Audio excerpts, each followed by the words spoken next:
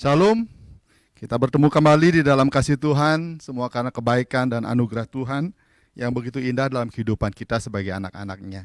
Kita sudah berdoa buat firman Tuhan, dan kita akan merenungkan firman Tuhan bersama-sama hari ini, karena kita tahu firman-Mu itu pelita bagi kakiku dan terang bagi jalan-jalanku. Demikianlah Daud mengungkapkan perasaannya, pengakuannya kepada Tuhan, bahwa firman Tuhan ya dan amin dalam hidupnya. Maka dari itu hari ini saya mengajak kita semua belajar dari kitab Yakobus. Di tengah situasi yang masih seperti hari ini, kita akan belajar dari pergumulan hidup. Apa yang Tuhan mau, apa yang Tuhan inginkan dalam kehidupan kita sebagai anak Tuhan untuk kita lakukan. Di tengah-tengah pandemi, di tengah situasi, di tengah masalah yang terjadi hari ini. Maka dari itu saya ingin mengajak kita bersama-sama belajar dari Yakobus pasal 5. Ya, mari kita buka Yakobus pasal 5 ayat 13 sampai dengan ayat 18. Saya akan baca buat kita semua. Yakobus pasal 5 ayat 13, demikian firman Tuhan. Kalau ada seorang di antara kamu yang menderita, baiklah ia berdoa. Kalau ada seorang yang bergembira, baiklah ia menyanyi. Dan kalau ada seorang di antara kamu yang sakit, baiklah ia memanggil penatua jemaat supaya mereka mendoakan dia serta mengolesnya dengan minyak dalam nama Tuhan. Dan doa yang lahir dari iman akan menyelamatkan orang sakit itu, dan Tuhan akan membangunkan dia. Dan jika ia telah berbuat dosa, maka dosanya itu akan diampuni. Karena itu hendaklah kamu saling mengaku dosamu dan saling mendoakan supaya kamu sembuh. Doa orang benar, ya, doa orang yang benar, bila dengan yakin didoakan, sangat besar kuasanya. Elia adalah manusia biasa sama seperti kita, dan ia telah bersungguh-sungguh berdoa supaya hujan jangan turun, dan hujan pun tidak turun di bumi selama 3 tahun dan 6 bulan. Lalu ia berdoa pula, dan langit menurunkan hujan, dan bumi pun mengeluarkan buahnya. Puji Tuhan, sampai sekian pembacaan kita mau belajar hari ini tentang doa. Siapa yang tidak berdoa hari ini? Kita semua sedang bergumul. Kenapa? Karena tantangan begitu berat, kepada siapa lagi kita mengadu. Firman Tuhan dalam Matius mengatakan, marilah kepadaku semua yang letih lesu dan berbeban berat. Aku akan memberikan kelegaan kepadamu. Jadi hari ini kita berdoa dengan tidak jemu-jemu. Tapi masalahnya, apakah doa kita itu manjur, mujarab apa tidak? Tema kita hari ini adalah doa yang manjur. Manjur, apa artinya manjur? Manjur artinya benar-benar besar dayanya, benar-benar dahsyat, atau mungkin doa itu benar-benar efektif, sehingga didengar oleh Tuhan dan dijawabnya. Orang sakit akan senang dengan obat yang manjur. Ya, obat yang manjur, obat yang mujarab, dimanapun itu pasti dicari. Apakah yang dimaksud manjur? Yaitu sebuah doa yang efektif. Dan dalam Yakobus 5 ayat 16 disebutkan di situ, doa yang manjur itu, doa yang efektif itu adalah doa yang besar kuasanya. Kita belajar dari Rasul Yakobus, ya. Nah, kita melihat sedikit bagaimana Rasul Yakobus menuliskan firman Tuhan ini begitu indah. Saat surat Yakobus ditulis, kira-kira tahun 45 sampai dengan 49 Masehi, orang-orang Kristen yang sedang menderita sebagai pendatang, mereka berserakan dan mereka hidup dalam ketertindasan. Yakobus 1 ayat 1 jelaskan di sana. Mereka dianiaya mulai dari Yerusalem, yaitu disebutkan dalam Kisah Rasul 8 ayat 1. Dan penganiayaan terus merajalela hingga ke Fenisia, Siprus, Antioquia, dan lebih jauh lagi, ya, itu diceritakan di dalam Kisah Para Rasul 11 ayat 19. Mereka orang-orang Kristen ini dimusuhi oleh pemerintah koloni Roma pada saat itu. Dimusuhi oleh suku-suku pribumi. Sebagai seorang pendatang yang tertindas, tentu mereka banyak mengalami penderitaan fisik, penderitaan mental, dan banyak hal lain. Dan untuk menghadapi penderitaan tersebut, anak-anak Tuhan pada saat itu, orang-orang Kristen, tidak bisa berbuat apa-apa. Mereka hanya bersandar kepada Tuhan saja. Karena Tuhan menginginkan hal itu, maka mereka melakukannya. Orang-orang Kristen hanya bersandar pada kekuatan spiritualnya, yaitu ketaatan terhadap firman Allah dan doanya. Dalam Yakobus 5 ayat 13-18, Yakobus memberikan 3 syarat agar doa kita benar-benar menjadi efektif atau manjur. Yang pertama, apa yang kita pelajari di sini?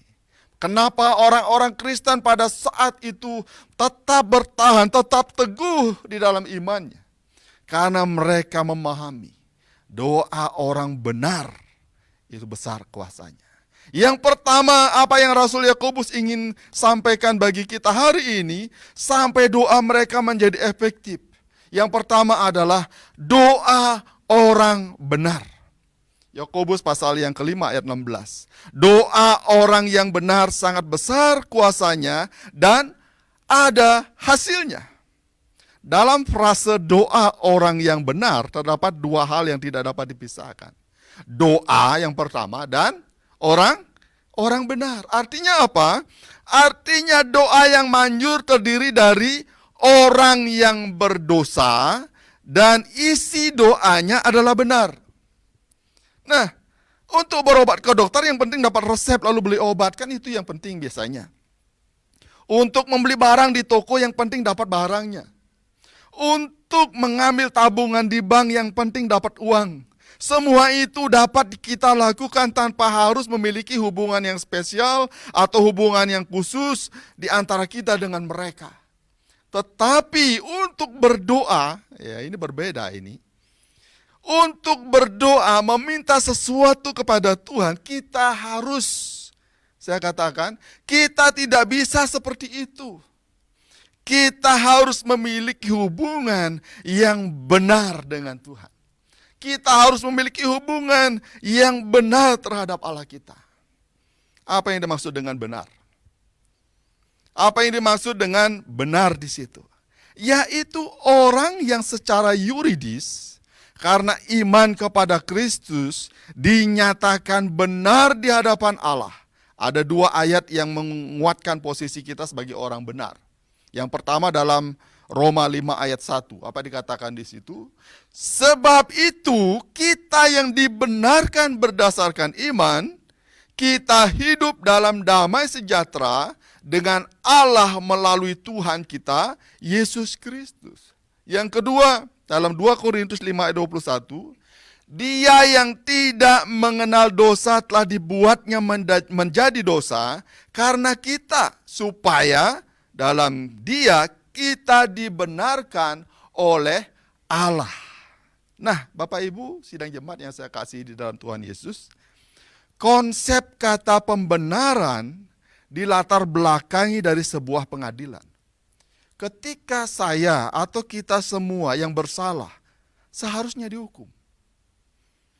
Tetapi karena Allah telah menebusnya dengan cara mengorbankan dirinya, segala dosa dan hukuman yang harus kita terima telah dibayar melalui kematian Kristus di kayu salib. 1 Korintus pasal 6 ayat 20.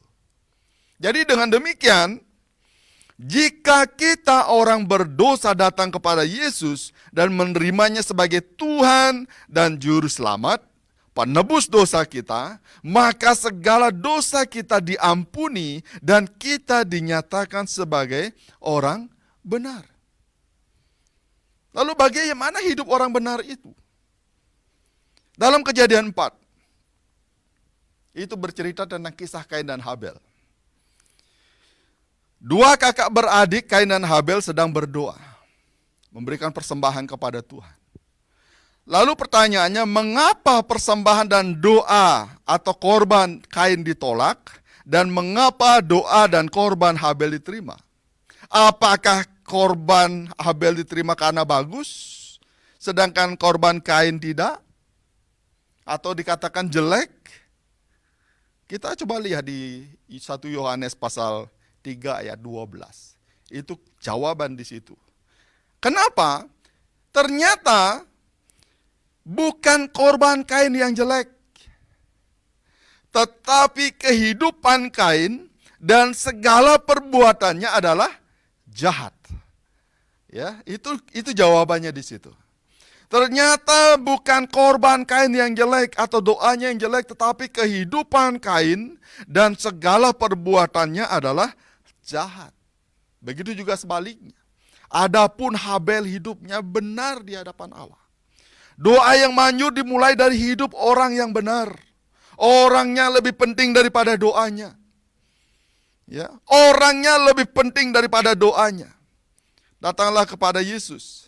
Akuilah segala dosamu, mohonlah pengampunannya. Serahkanlah hidupmu agar berkenan kepadanya sebagai orang yang telah dibenarkan. Karena apa? Karena harus secara menjaga hidup dengan benar. Dengan demikian doa kita menjadi manjur. Doa kita menjadi manjur. Doa kita dijawab oleh Tuhan. Ya, selanjutnya, bagaimana hidup orang benar? Hidup orang benar adalah hidup yang sesuai dengan kebenaran Kristus. Yang kedua, yang selanjutnya, apakah hasil dari orang yang benar? Hasil dari orang yang benar, doa orang benar dikatakan, jika didoakan dengan penuh keyakinan, apa dikatakan di situ? Besar kuasanya. Besar kuasanya.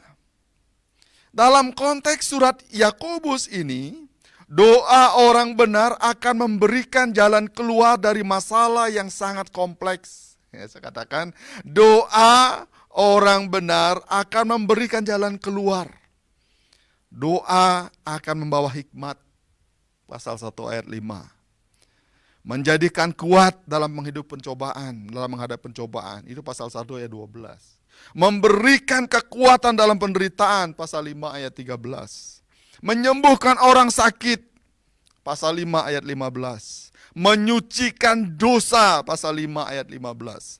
Dan menghasilkan mujizat, pasal 5 ayat 17. Karena itu jadilah orang yang menjalani hidup dengan benar. Nah, Bapak Ibu yang dikasihi Tuhan, tindakan Allah adalah kita dibenarkan melalui pengorbanan Kristus. Adapun respon tanggapan kita adalah hidup benar melalui ketaatan terhadap firman Allah. Dengan demikian, janjinya akan digenapi dalam kehidupan kita. Di mana janji Tuhan itu? Injil Yohanes pasal 15 ayat 7. Apa dikatakan di situ? Jikalau kamu tinggal di dalam aku, dan firmanku tinggal di dalam kamu, mintalah apa saja yang kamu kehendaki dan kamu akan menerimanya. Inilah janji Tuhan. Maka dari itu sebagai anak-anak Tuhan, marilah kita menjadi orang-orang yang benar di hadapan Tuhan. Hidup kita benar, doa kita benar, maka kita akan melihat mujizat terjadi dalam hidup kita. Itu yang pertama. Yang kedua, syarat agar doa kita menjadi efektif. Yang kedua adalah berdoalah dengan iman. Dikatakan ayat 15. Doa yang lahir dari iman akan menyelamatkan orang sakit itu, dan Tuhan akan membangunkan dia. Dan jika ia telah berbuat dosa, maka dosanya itu akan diampuni. Ada doa yang bukan dari iman. Dalam kondisi seperti sekarang ini, dalam kondisi menderita, banyak orang ya berdoa bukan dari iman. Ada ya orang yang berdoa bukan dari iman? Ada. karena disakiti hatinya, karena difitnah, yang muncul bukan iman, melainkan emosi. Tuhan, biarlah dia ditabrak mobil. Itu kan doa yang bukan dari iman. Atau mungkin karena dia sakiti hati kita, kita Tuhan, biarlah dia keluar dari perubahan, digigit anjing gitu ya. Itu juga doa bukan dari iman. Karena disakiti, kita berdoa seperti itu. Ya, melainkan emosi yang muncul. Ada doa egois. Doa egois itu bagaimana? Tuhan tolong saya, jangan tolong mereka. Tuhan berkati saya, jangan berkati mereka. Egois banget. Ada doa hedonisme, doa untuk memuaskan diri sendiri. Ya, ada juga doa rutinitas. Ya, doa hedonisme itu misalnya, Tuhan berkati saya ingin punya mobil biar bisa nampang, saya ingin punya motor yang bagus biar saya bisa tunjukin ke orang-orang. Sombong banget. Ada juga doa rutinitas. Ya, doa makan rutinitas, bangun juga rutinitas. Jangan sampai ke gereja rutinitas, tapi itu kebutuhan. Karena apa? Doa adalah napas kehidupan kita. Jangan sampai itu menjadi kewajiban atau kebiasaan. Bahkan ada doa untuk memuaskan hawa nafsu. Semua doa itu bukan dari iman. Yakobus menyebutkan salah berdoa. Orang-orang seperti itu adalah orang-orang yang salah berdoa. Coba baca Yakobus pasal 4 ayat 3. Di situ jelas bahwa doamu yang salah. Doa yang manjur adalah doa yang diimani dengan teguh kepada Tuhan. Apa itu iman? Ibrani 11 ayat 1 mengatakan, iman adalah dasar dari segala sesuatu yang diharapkan dan bukti dari segala sesuatu yang tidak dilihat. Jadi iman adalah keyakinan terhadap apa yang kita harapkan sebelum terjadi. Juga keyakinan terhadap perbuatan Allah pada masa lalu yang tidak kita lihat. Dan itu seringkali terjadi tanpa kita sadari. Apa yang dikerjakan Allah yang tertulis dalam firman-Nya, baik pada masa yang akan datang maupun masa yang lalu, tetapi yang pada masa kini kita imani, itulah iman. Perhatikan frase doa yang lahir dari iman. Untuk memiliki doa dengan iman, kita harus mempercayai kuasa Allah masih terjadi sampai hari ini atau pada masa ini. Kita harus bisa melawan kebimbangan. Kita harus bisa melawan keraguan. Kita harus mampu melawan kekhawatiran. 3 hal ini dan ada banyak hal lain lagi yang merupakan celah di mana iblis bisa masuk ke otak kita, ke hati kita, dalam hidup kita, sehingga kita menjadi meragukan firman Tuhan. Kita menjadi khawatir akan hidup ini seolah-olah tidak percaya lagi kepada janji Tuhan.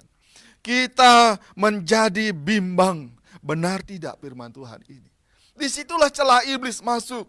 Maka dari itu, kuatkanlah imanmu.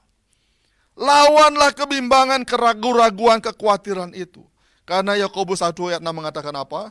Hendaklah ia memintanya dalam iman dan sama sekali jangan bimbang. Yakobus menjelaskan hal itu. Yakobus mengatakan sebab orang yang bimbang sama dengan gelombang laut. Tidak bisa diam. Sana kemari, mikir. Kapan selesai ini masalah? Kapan ini selesai COVID? Saking sibuknya ke sana kemari dapat pungut itu virus di jalan. Lebih baik berdoa kepada Tuhan. Dengan iman Tuhan akan selesaikan masalah ini.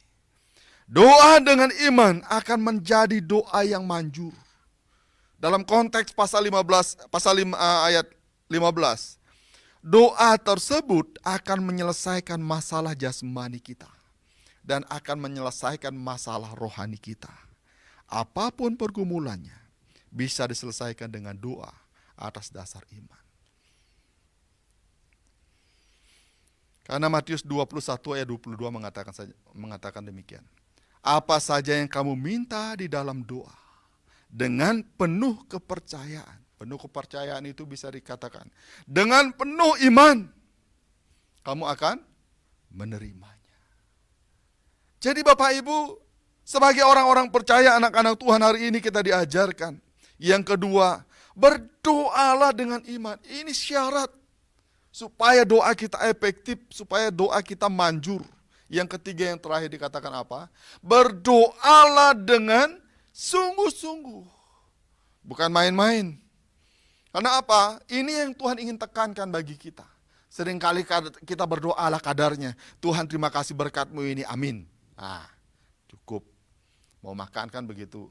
Sudah kadung enak makanan di depan kita. Kita nggak tahan. Tuhan, kadang-kadang juga kita lupa berdoa. Jangan. Kita akan belajar dari Elia. Elia adalah manusia biasa sama seperti kita, dan ia telah bersungguh-sungguh berdoa. Supaya hujan jangan turun, dan hujan pun tidak turun di bumi selama 3 tahun 6 bulan. Yakobus 5 ayat 17. Doa yang manjur adalah doa yang dilakukan dengan bersungguh-sungguh. Mengapa Elia dipakai sebagai contoh orang yang berdoa dengan sungguh-sungguh? Apakah Elia manusia yang spesial di hadapan Tuhan? Apakah dia manusia super? Apakah dia berbeda dengan kita? Tidak. Dia sama dengan kita. Perhatikan hidup Elia. Sebagai nabi Allah, Elia ditantang mengadu kekuatan. Ya, bukan mengadu kekuatan fisiknya, tetapi mengadu kekuatan Allahnya dengan kekuatan para dewa-dewa, nabi-nabi Baal di Gunung Karmel. Ada 450 nabi Baal, 400 nabi Asyera, 1 Raja-Raja 18 ayat 19. Dan itu kalau kita jumlahin, itu 850 orang. Nabi Baal dan Asyera melawan Nabi Elia. Dia seorang diri. Tapi Nabi Elia luar biasa. Tantangannya adalah siapa yang sanggup menjawab dengan mengirim api atas korban yang disediakan. Para dewa nabi-nabi Baal atau Allahnya Elia, dialah Allah yang sesungguhnya. Itu dahsyat sekali. Saya renungkan kisah itu, luar biasa. Boleh saya katakan impossible. Tidak mungkin. Kenapa? Karena begini. Itu mereka membangun tempat pembakaran itu, ya, persembahan itu, ditumpuklah kayu api di atasnya.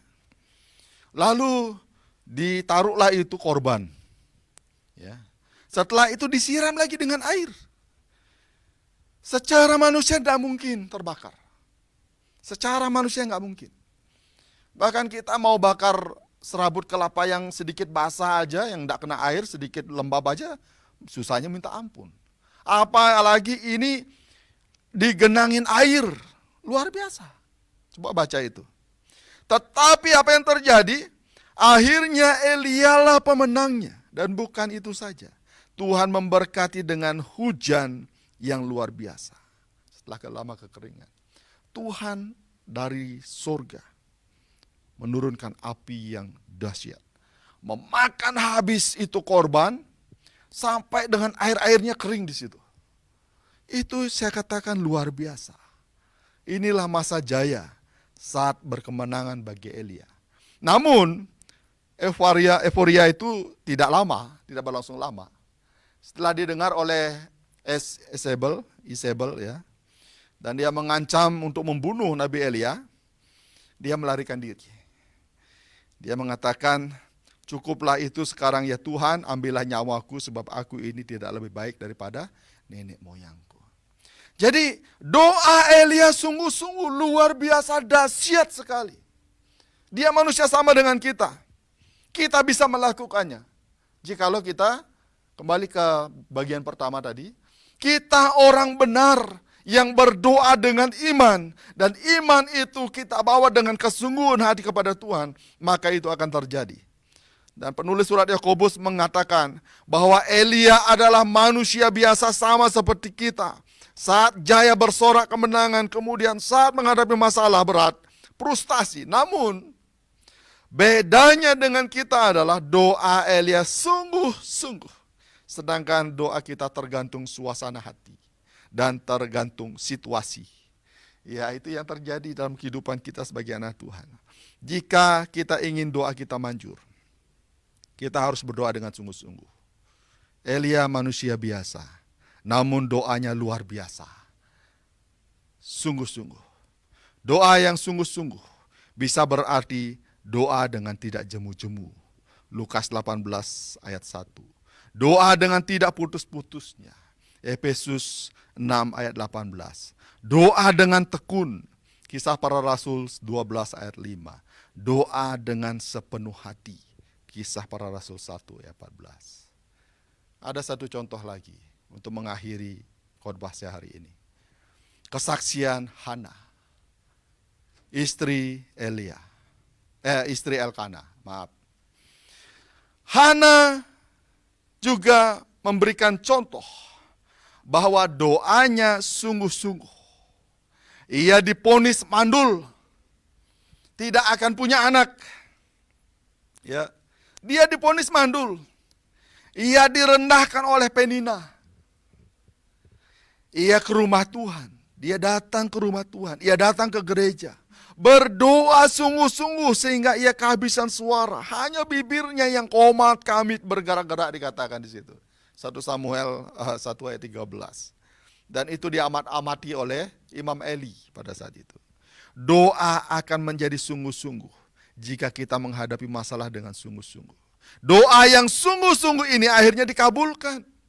Walaupun Imam Eli mengatakan ini orang lagi sedang mabuk anggur. Lalu Hana mengatakan, tidak Nabi, saya tidak lagi mabuk anggur. Bahkan saya tidak menyentuh itu minuman. Karena pergumulan hidup saya berat dikatakan. Dan luar biasa, jawaban Tuhan dahsyat atas kesungguhan doa Hana. Apa yang terjadi? Doa yang sungguh-sungguh ini akhirnya dikabulkan. Hana yang mandul itu akhirnya diberi anak, yaitu Samuel, yang selanjutnya akan menggantikan Imam Eli. Luar biasa. Hana meminta seorang anak, tetapi dalam kitab 1 Samuel tercatat sejarah.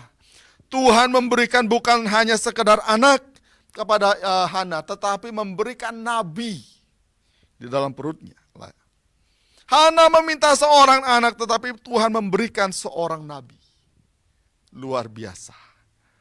Nah, Bapak Ibu sidang jemaat, maukah doa kita dijawab oleh Tuhan? Maukah pergumulan kita Tuhan berikan jalan keluar? Jalan satu-satunya adalah doa yang manjur bukan hanya milik para rohaniawan, hamba Tuhan, serta para tokoh Alkitab. Tapi doa yang manjur juga bisa menjadi milik kita, asalkan kita hidup benar di hadapan Allah. Hidup dengan iman bahwa Tuhan sanggup membela kita. Dan dengan sungguh-sungguh minta kepadanya.